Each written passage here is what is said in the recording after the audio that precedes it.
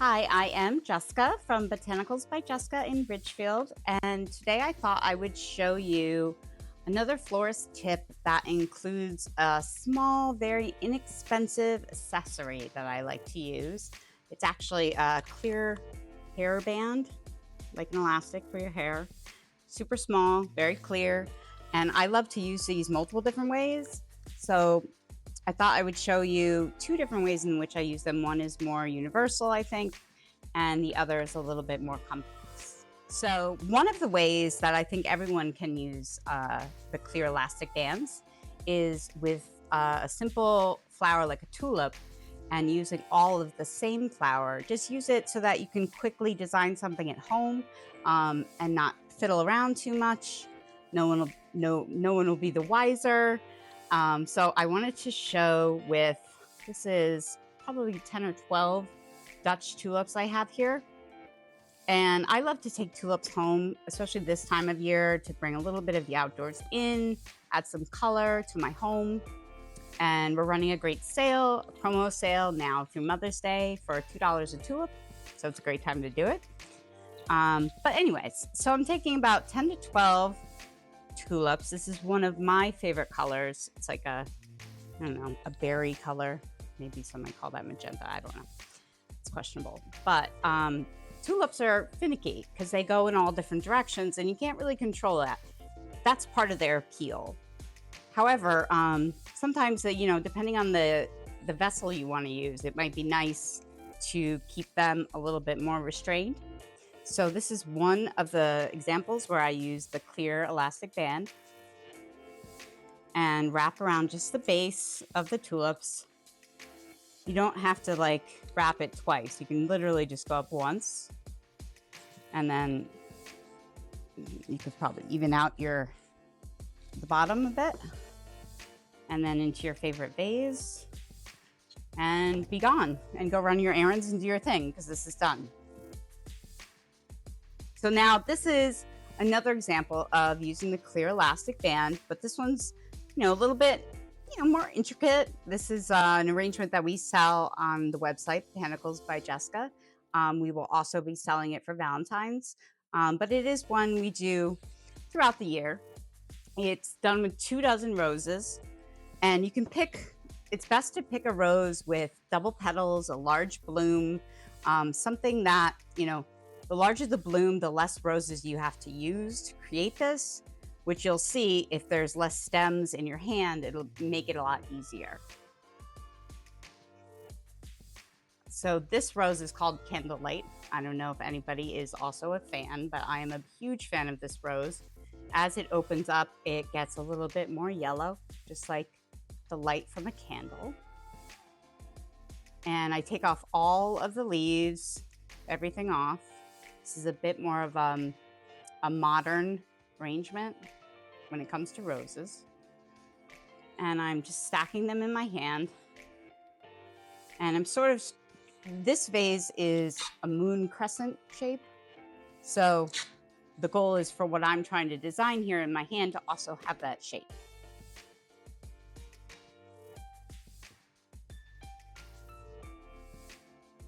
But this is where you'll see the larger the rose, the less stems will be in your hand and will make this a lot easier.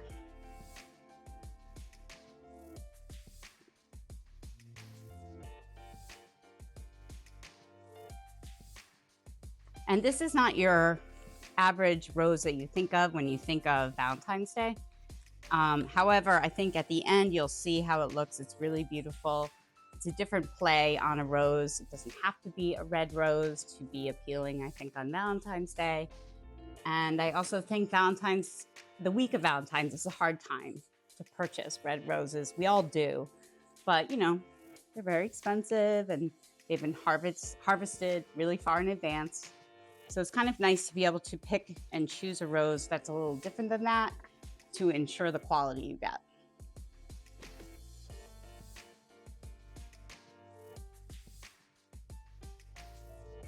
Also, this is technically a 24 rose arrangement, but that being said, I just build it until it's done.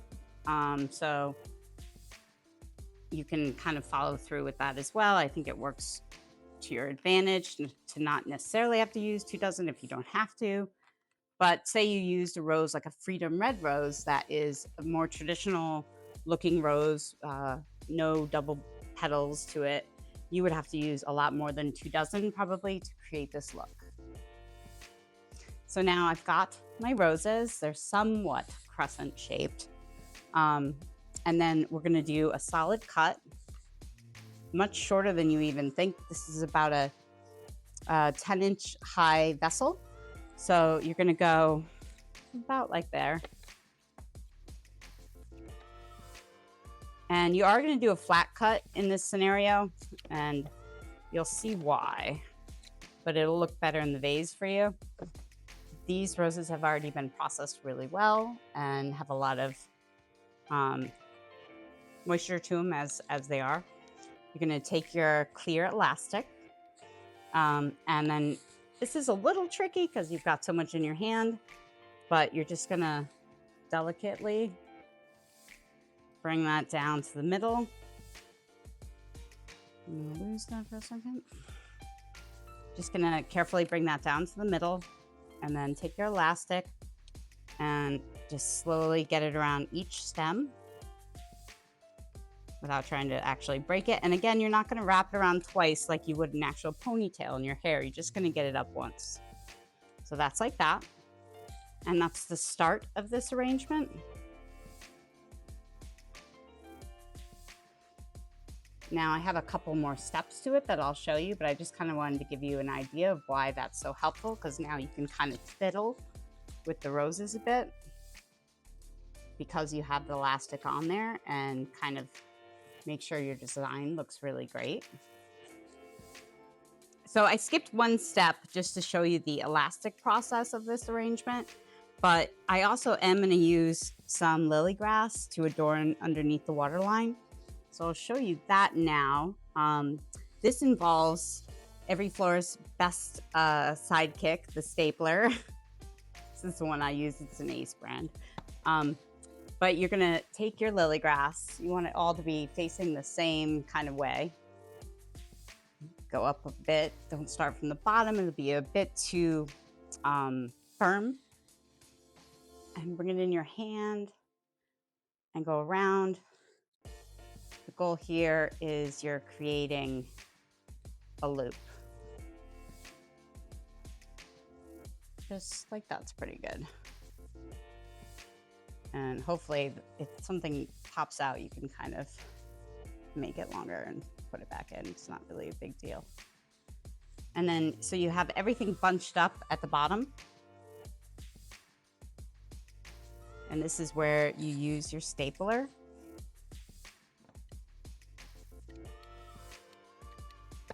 I do 3 like that, and then I flip it over.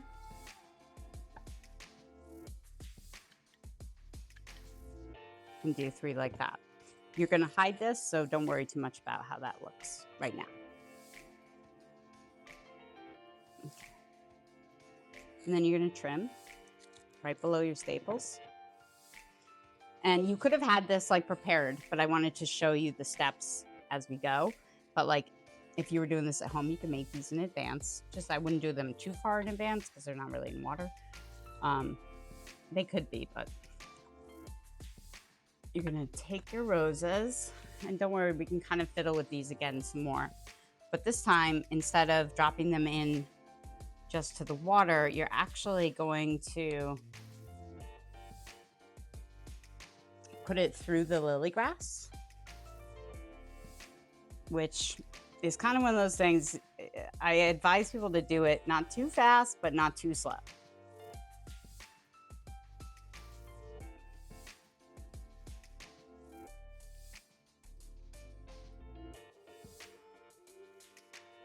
Am I around everything? I think so. And then you're gonna go back in. And just let the lily grass naturally float. We're gonna fiddle with that in a minute.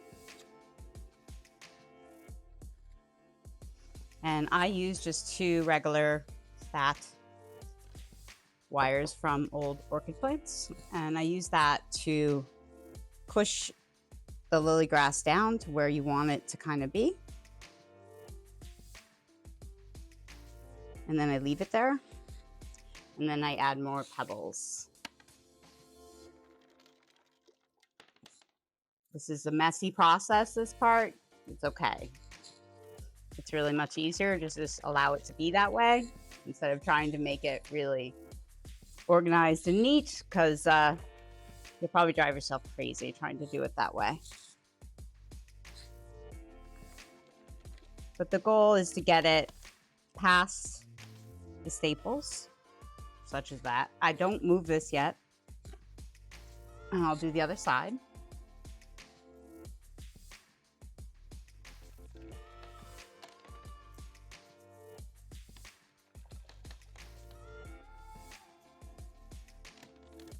Okay,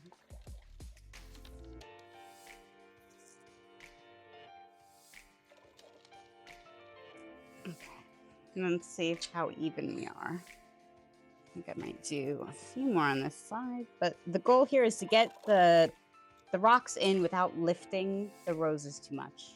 Because once you lift the rose, you lift the grass, and it becomes a problem. So then at this point, that's pretty much done. I will lift this up very carefully. And you can also go back though and use this to say you have pebbles in places you don't want them to be. You can just go in and tap them down.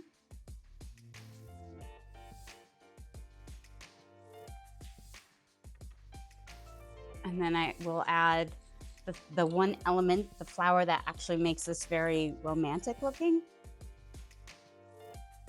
which is Cymbidium orchids. So this is the final touch. I'll move that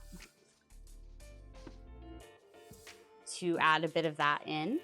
And I usually like to see where I naturally could use it. And I feel like right here would be nice, or right here. There's a couple of options. And I'll look at how the orchid already naturally is to decide on that. I think I might go down there.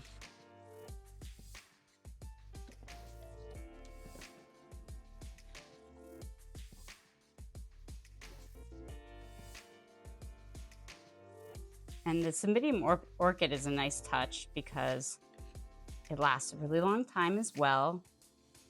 So it matches, if not, obviously it actually lasts a lot longer than the roses, but the roses will last. You've got the Cymbidium orchids, which will last. They're also strong, so they hold up to this kind of style of design. And then on this side, see, I didn't even mean to do that well. You almost don't have a hole for it yet.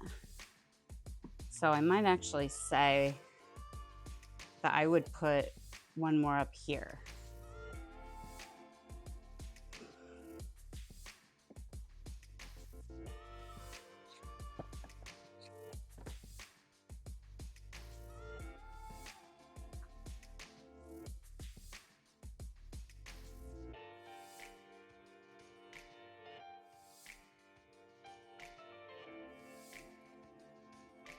I would probably want, my eye wants more like one more rose there.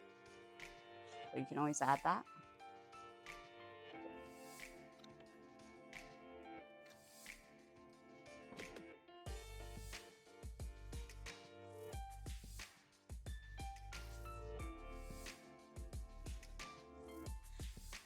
And then you can also reflex the petals on the orchids, wherever you feel like you might like to, which is just clipping very carefully the petal up. Starting low down on the petal so you don't break it, and then flipping it. Similarly to how you would reflex a rose petal.